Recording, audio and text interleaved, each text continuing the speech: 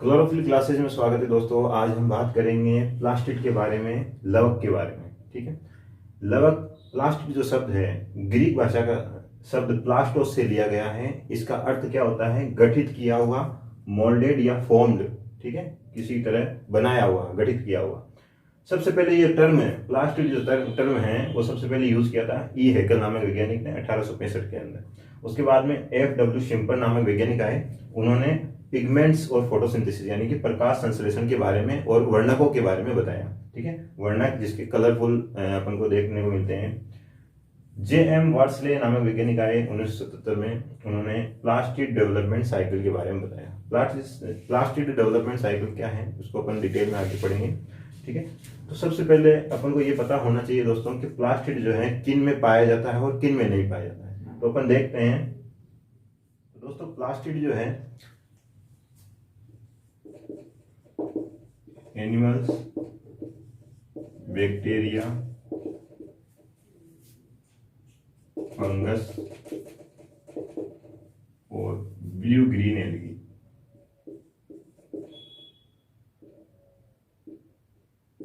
ठीक है, blue green algae, animals, bacteria और फंगस, इन कोशिकाओं को छोड़कर पृथ्वी पर उपस्थित सभी सेल्स के अंदर प्रेजेंट होता है।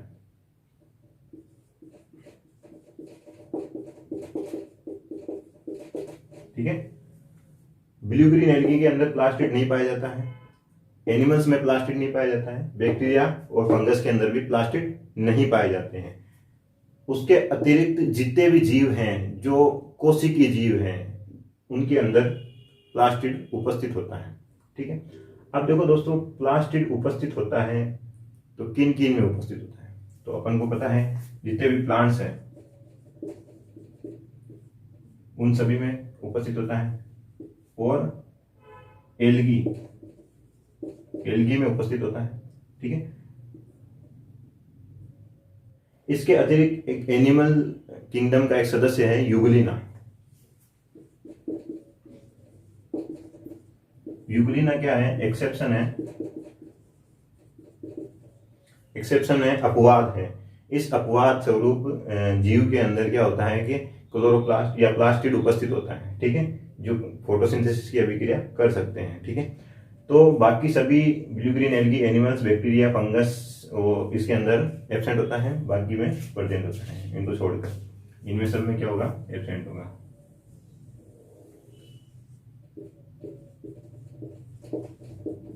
प्लास्टिड एब्सेंट होता है।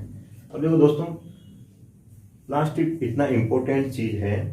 अगर प्लास्टिड नहीं होता धरती पर, अगर पृथ्वी पर प्लास्टिड नहीं होता तो जीव का जीवन जो है आसान नहीं होता, बहुत ही मुश्किल में जीवित हो जाता। क्यों होता? क्योंकि आपको पता है प्लास्टिड के 3 मुख्य टाइप होते हैं। देखते हैं कौन से टाइप। प्लास्टिड जब निर्मित होता है तो सबसे पहले प्रोप्लास्टिड का निर्माण होता है। प्रोप्लास्टिड से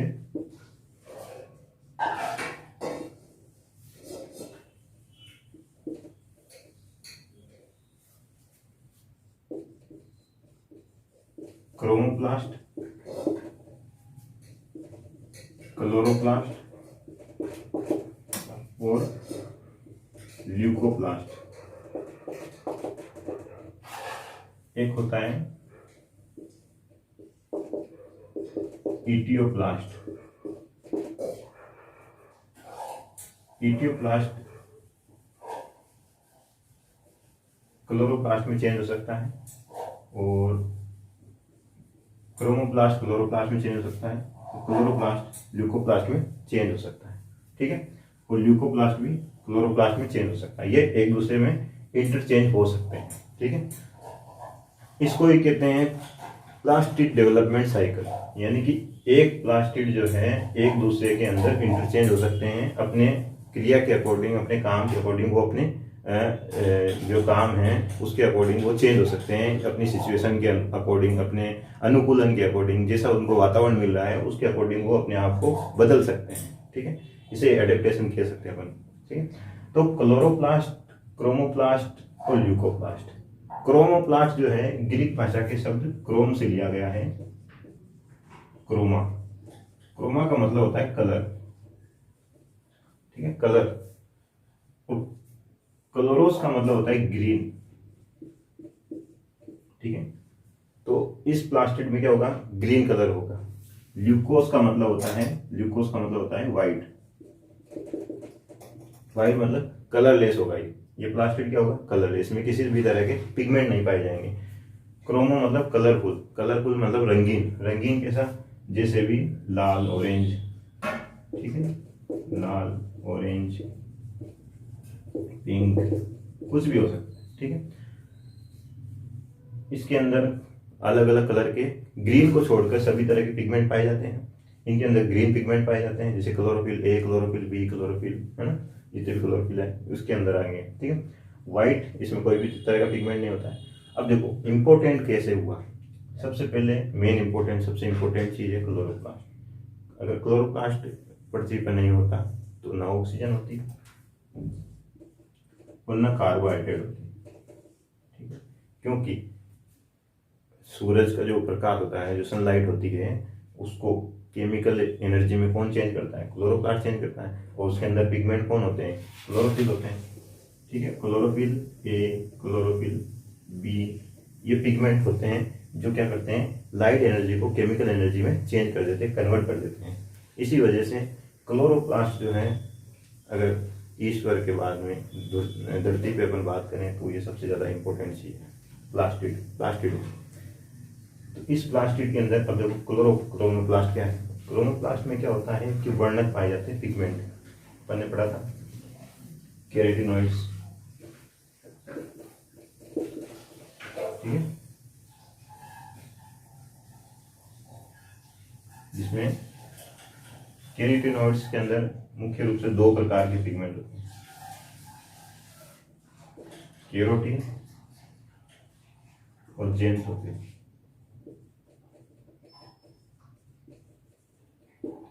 दोस्तों अपन को पता है केरोटीन गाजर के अंदर पाया जाता है, ऑरेंज कलर का होता है। तो केरोटीन और जेनथोफिल ये लाल ऑरेंज कलर के पिगमेंट होते हैं जो किस में पाए जाते हैं, क्रोमोप्लास्ट के अंदर पाए जाते हैं। ये फैट सोल्यूबल प्रोटीन है, सॉरी पिगमेंट है, फैट सोल्यूबल पिगमेंट है। ये फैट सोल्यूबल यानी कि वसाओं में घुलने वाले पिगमेंट हैं। जैसे अपन गाजर काटते हैं तो गाजर को काटने के बाद में अपन जब पानी में धोते हैं तो पानी जो है, पानी का कलर पूरी तरह लाल नहीं होता है। जबकि अपन देखते हैं कि चुकंदर जो होता है ना, बीट फ्रूट, बीट फ्रूट को अपन काटते हैं तो अपने हाथ और पानी जो है एकदम उसके कलर के डार्क पिंक बैंगनी कलर का हो जाता है। क्यों हो जाता है कि उसके अंदर होता है वाटर सोल्यूबल पिगमेंट पाए जाते हैं, ठीक है।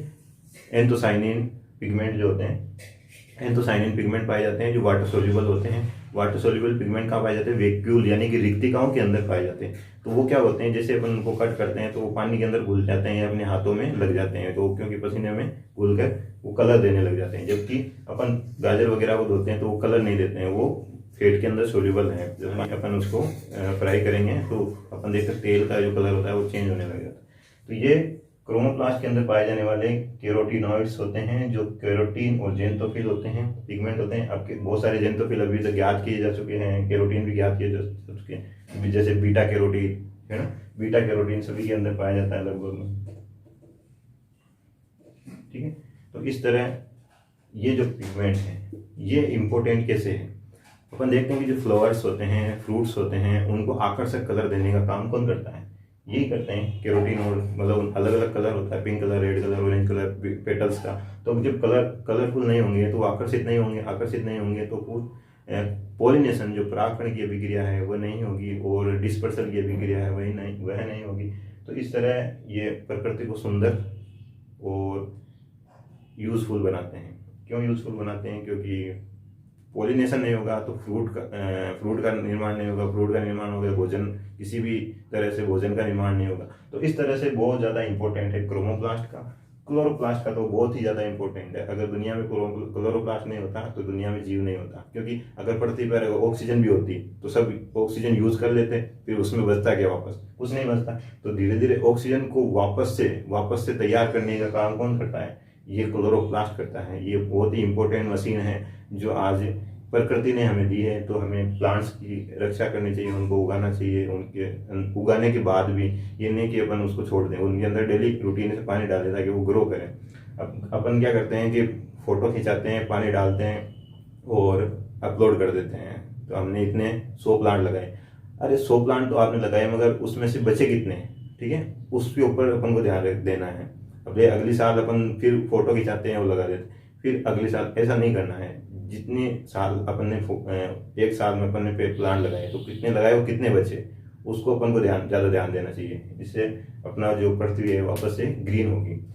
उसके बाद में आता है ल्यूकोप्लास्ट। ल्यूकोप्लास्ट में देखो किसी भी तरह का पिगमेंट नहीं है, मगर इसने अपने आप को मतलब यूजफुल बनाया कि भाई चलो मेरे पास पिगमेंट नहीं है तो क्या हुआ, इन लोगों के पास पिगमेंट है, ये पिगमेंट से अपना काम कर रहे हैं, मेरे पास पिगमेंट नहीं है तो क्या हुआ, मैं काम नहीं करूंगा कि मैं काम करूंगा।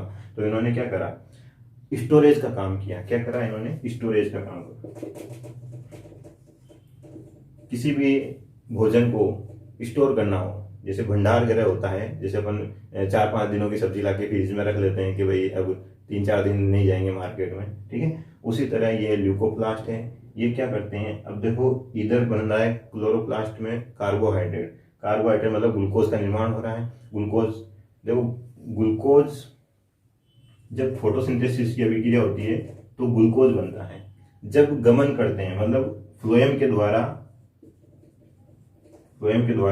ग्लूकोज का गमन नहीं होता है, सुक्रोज का गमन होता है। किसका गमन होता है, सुक्रोज का, क्योंकि यह आसानी से गमन हो जाता है।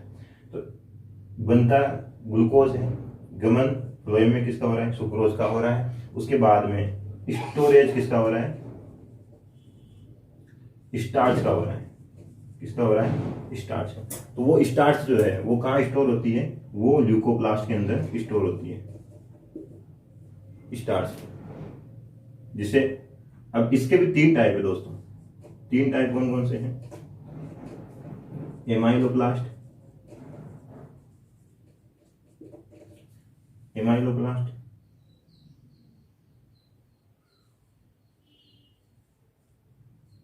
प्रोटीनोप्लास्ट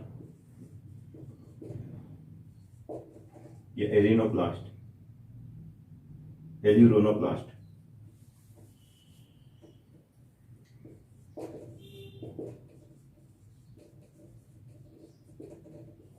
एलिरोनोप्लास्ट और एलायोप्लास्ट। अब देखो दोस्तों, ये तीनों ल्यूकोप्लास्ट के 3 टाइप हैं, एमाइलोप्लास्ट, प्रोटीनोप्लास्ट, जिसका नाम से पता चल रहा है कि भाई एमाइलोप्लास्ट तो किसका स्टोर करेगा, स्टार्च का स्टोर करेगा। एमाइलोप्लास्ट या एल्यूरोनोप्लास्ट जो है प्रोटीन का स्टोर करेगा, और एलियोप्लास्ट जो है वो किसका स्टोर करेगा, फैट का, वसाओं का, तेल का, ठीक है। तो अपन देखते हैं कि जो आलू होता है, आलू पोटैटो होता है, या चावल होता है, राइस होते हैं, उसके अंदर अपन देखते हैं कि व्हाइट कलर के रहते हैं वो, तो उसके अंदर कार्बोहाइड्रेट रहती है। तो स्टार्च जो है वो स्टार्च के रूप में उसके अंदर कार्बोहाइड्रेट संचित रहती है, स्टोर रहती है, ठीक है। तो उसी तरह प्रोटीनोप्लास्ट, या जैसे बीज होते हैं, सीड कोटिलिडन्स होते हैं, दालें होती है ना, दालों के अंदर अपन को पता है प्रोटीन होता है, जैसे सोयाबीन वगैरह है, तो उनमें कौन सा प्लास्टिड होगा, प्रोटीनोप्लास्ट या एलिरोनोप्लास्ट होगा, जो क्या करेगा, प्रोटीन को स्टोर करेगा। एलिरोनोप्लास्ट क्यों नाम दिया इसको, क्योंकि बीजों के अंदर क्या होता है कि एक प्रोटीन की लेयर पाई जाती है, उसे एलिरोन लेयर कहते हैं, उसी के आधार पर इसका नाम रखा गया एलिरोनोप्लास्ट, ठीक है। एलियोप्लास्ट दोस्तों, एलियोप्लास्ट क्या करता है, फैट का स्टोर करता है। जैसे अपन देखते हैं जो मूंगफली है, तेल निकालते हैं, मूंगफली का तेल निकालते हैं, तिल का निकालते हैं, ठीक है, वो व्हाइट कलर के होते हैं, अपन को पता है। तो उसके अंदर क्या पाया जाता है, एलियोप्लास्ट पाया जाता है दोस्तों। एलियोप्लास्ट क्या करता है, फैट या ऑयल्स का स्टोरेज करता है, ठीक है। तो इसी तरह अपन ने देखा कि प्लास्टिड जो है, प्लास्टिड ऐसा सेल ऑर्गन है जो अपने लिए इतना इंपॉर्टेंट है कि वो अपन को भोजन कार्बोहाइड्रेट दे रहा है, उसी के साथ साथ में अपन को प्रोटीन भी दे रहा है, फैट भी दे रहा है। जितनी भी चीजें अपन को जो यूजफुल है, विटामिन है, मिनरल्स हैं, वो सब कहाँ से आ रही है, यहाँ से आ रही है। देखो इसी प्लास्टिड की वजह से। इस प्लास्टिड, अगर ये प्लास्टिड नहीं होता तो जीवन आसान नहीं होता, बहुत मुश्किल से जीवन जीना। तो अपन देखते हैं कि एटियोप्लास्ट क्या है दोस्तों। एटियोप्लास्ट क्या होता है कि जैसे अपन देखते हैं कि अपने गार्डन में घास वगैरह लगी हुई है मान लो, तो अपन कभी कभी क्या होता है, कोई चीज़ ऐसी होती है या कोई पत्थर होता है या ईंट वगैरह होती है, तो या बाल्टी बकेट वगैरह जो होते हैं वो अपन उस घास के ऊपर रख देते हैं मान लो, और वो 10-15 दिन 20 दिन या 25 दिन या महीने भर तक रखा रह गया उसके ऊपर, तो अपन देखते हैं कि वहाँ जो घास थी वो क्या हो गई, पीले कलर की होने लग गई। पीले कलर की होने की वजह से अब अपन देखते हैं कि वापस उसको हटाते हैं तो थोड़े दिनों बाद में वापस से या तो वो जल जाती है या फिर वो वापस से उसी कलर की हो जाती है। तो उसका क्या कारण है, जो क्लोरोप्लास्ट होता है, पहले घास ग्रीन थी, अब वो अपन ने कोई सामान रख दिया तो उसके अंदर फोटोसिंथेसिस की अभिक्रिया नहीं हो रही, प्रकाश नहीं मिल रहा है उसको, तो वो क्या करेंगे, धीरे धीरे क्लोरोप्लास्ट सीधा धीरे धीरे किस में चेंज हो जाएगा, ईटियोप्लास्ट के अंदर चेंज हो जाएगा। तो ईटियोप्लास्ट की वजह से पादपों का जो कलर होता है वो येलो कलर का हो जाता है। ठीक है, इसमें किस तरह के प्लांट दिखेंगे, येलो कलर के दिखेंगे। उनका होता है जब प्लांट अंधकार प्रकाश से वापस से अंधकार में डाल दिया जाता है, ठीक है, उसको वापस से प्रकाश नहीं मिलता है, प्रकाश संश्लेषण की अभिक्रिया नहीं कर पाते हैं, उस टाइम पे ये ईटियोप्लास्ट के अंदर कन्वर्ट हो जाते हैं। आगे बात सुन, तो इस तरह अपन ने देखा कि जो प्लास्टिड हैं वो एक दूसरे में इंटरचेंज हो सकते हैं, एक दूसरे में कन्वर्ट हो सकते हैं। अपन देख जैसे अपन एक टमाटर का एग्जांपल देखते हैं, टमाटर जो होता है जब वो ओवेरी रहती है तो वो ल्यूकोप्लास्ट रहता है उसके अंदर।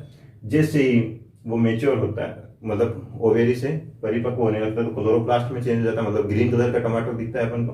फिर और जैसे मेच्योर होता है, मतलब पूरी तरह से परिपक्व हो जाता है, तो क्रोमोप्लास्ट उसमें दिखता है, क्योंकि अपन देखते हैं कि टमाटर का जो कलर है वो रेड कलर का हो गया, तो उसके अंदर क्या होगा, क्रोमोप्लास्ट आ जाता है। तो इस तरह से अपन ने देखा कि एक प्लास्टिड जो है एक दूसरे में इंटरचेंज हो रहे हैं। इस तरह भी अपन ने देखा ईटियोप्लास्ट जो है क्लोरोप्लास्ट में वापस चेंज हो जाता है, और क्लोरोप्लास्ट ईटियोप्लास्ट में चेंज हो सकता है। ठीक है दोस्तों, अब अपन बात करेंगे क्लोरोप्लास्ट के अल्ट्रा स्ट्रक्चर के बारे में, मगर उससे पहले अपन कुछ कंफ्यूजन है उनको दूर कर लेते हैं। कुछ शब्द हैं जिनको अपन पढ़ते आ रहे हैं मगर अपन को उनके बारे में जानकारी नहीं है सही से, तो कभी कभी क्या है, गलतियां कर बैठते हैं, तो उन गलतियों को अपन सुधारते हैं आज। तो देखते हैं कि क्लोरोप्लास्ट जो है, क्लोरोप्लास्ट को हिंदी में हरित लवक बोलते हैं। हरित लवक क्या है, एक सेल ऑर्गन कोशिकांग है। और क्लोरोफिल क्या है, क्लोरोफिल इसके अंदर पाए जाने वाला वर्णक है, पर्णहरित जिसे बोलते हैं अपन। तो पर्णहरित क्लोरोफिल ए, क्लोरोफिल बी, ये कलर देते हैं, ग्रीन कलर देते हैं। किसके अंदर पाए जाते हैं, क्लोरोप्लास्ट के अंदर पाए जाते हैं, जिसकी वजह से पत्तियों का कलर हरा होता है और प्लांट का कलर हरा दिखाई देता है। ठीक है, तो ये तो क्लोरोप्लास्ट और क्लोरोफिल का अपन को कंफ्यूज रहता है कि भाई क्लोरोप्लास्ट क्या है, क्लोरोफिल क्या है, क्योंकि अपन छोटी क्लासों में यही पढ़ते आ रहे हैं कि भाई बच्चों प्लांट्स के अंदर क्लोरोप्लास्ट पाया जाता है, क्लोरोफिल पाया जाता है, मगर कंफ्यूजन में रहते हैं कि भाई अब क्लोरोप्लास्ट और क्लोरोफिल में अंतर क्या है, क्या चीज़ है ये। तो अब अपन को पता चल गया है कि क्लोरोप्लास्ट क्या है, हरित लवक कोशिकांग है, जबकि क्लोरोफिल इसके अंदर उपस्थित होने वाला पर्णहरित जो है कि वर्णक है, एक पिगमेंट है। ठीक है, जो क्लोरोफिल ए, क्लोरोफिल बी के नाम से जाने जाते हैं, और भी इसके अंदर पाए जाते हैं क्लोरोफिल सी। ठीक है, अब एक चीज और है, एक शब्द और है, क्रोमोप्लाज्म। अपन ने पढ़ा था कि ब्लू ग्रीन एल्गी जो होती है, नील हरित शैवाल साइनोफाइट्सी जो होते हैं, ब्लू ग्रीन एल्गी। ठीक है, ब्लू ग्रीन एल्गी अपन ने पढ़ा था कि भाई नाइट्रोजन का फिक्सेशन भी करते हैं और हरे कलर की, मतलब हरे नीले प्रकार के होते हैं। तो ये जो ब्लू ग्रीन एल्गी प्रोकैरियोटिक प्रकार की एल्गी है, एकमात्र एल्गी है प्रोकैरियोटिक प्रकार की ब्लू ग्रीन एल्गी। इनके लक्षण बैक्टीरिया से भी मिलते जुलते हैं। ठीक है, तो इसके अंदर भी फोटोसिंथेसिस होता है। तो इसके अंदर फोटोसिंथेसिस किस तरह होता है, तो अपन देखते हैं कि जो इनकी कोशिकाएं हैं उन जीवद्रव्यों के किनारों पर, जो जीवद्रव्य हैं उनके किनारे वाले हिस्सों पर क्या पाया जाता है, वर्णक मतलब पिगमेंट पाए जाते हैं। उन पिगमेंट में क्लोरोफिल ए होता है। ठीक है, तो उन पिगमेंट के अंदर उस जीवद्रव्य में बिखरे हुए पिगमेंट पाए जाते हैं। तो उस संरचना को अपन क्या बोलते हैं, क्रोमोप्लाज्म बोलते हैं। क्या बोलते हैं, क्रोमोप्लाज्म। क्रोमोस का मतलब अपन ने पढ़ा था कि रंगीन होता है। ठीक है, और प्लाज्म यानी जीवद्रव्य, तो वो उसका जीवद्रव्य ही क्या होता है, कलरफुल होता है, या मतलब ग्रीन कलर का होता है। ठीक है, या blue colour, green blue colour का होता है, जिसकी वजह से वो फोटोसिंथेसिस कर पाते हैं। तो उस संरचना को क्या बोलते हैं, अपन क्रोमोप्लाज्म बोलते हैं। उसके बाद में एक शब्द है क्रोमेटोफोर्स। दोस्तों अपन ने पढ़ा है कि जो वह प्लास्टिड जिसके अंदर क्लोरोफिल ए और क्लोरोफिल बी उपस्थित होता है, उसे अपन क्लोरोप्लास्ट कहते हैं। जिन प्लास्टिड के अंदर ओनली फॉर क्लोरोफिल ए ही उपस्थित हो, क्या उपस्थित हो, क्लोरोफिल ए ही उपस्थित हो, प्रेजेंट हो, उसे अपन क्रोमेटोफोर्स कहते हैं। उसे हम क्या बोलेंगे, क्रोमेटोफोर्स बोलेंगे। ठीक है, तो ये कुछ शब्द थे जिनके कंफ्यूजन रहते हैं हमेशा के लिए, तो वो कंफ्यूजन आज अपन दूर कर लिए। अब अपन इसके अल्ट्रा स्ट्रक्चर के बारे में पढ़ते हैं। क्लोरोप्लास्ट जो है सबसे ज्यादा इंपॉर्टेंट कोशिका, ये अपन ने पढ़ा है। क्यों इंपॉर्टेंट है? क्योंकि अपन को पता है कार्बोहाइड्रेट स्टार्च के रूप में या ग्लूकोज के रूप में या शर्करा सुक्रोज के रूप में, और ऑक्सीजन सबसे ज़्यादा इंपॉर्टेंट चीज़ है। ऑक्सीजन जो पृथ्वी पर जरूरी है वो देता है ये क्लोरोप्लास्ट। ये एक डिस्क के समान, एक लेंस के समान संरचना होती है जो दोहरी झिल्ली कोशिकाएं, ये क्या है, दोहरी झिल्ली युक्त कोशिकाएं हैं जो डिस्क के समान संरचना है। ठीक है, आउटर लेयर वो इनर मेम्ब्रेन। ठीक है, दो तरह के मेम्ब्रेन है इसके अंदर, आउटर मेम्ब्रेन और इनर मेम्ब्रेन। इस मेम्ब्रेन के अंदर वाला भाग जो है उसके अंदर ग्रेना, ठीक है, फ्रेट चैनल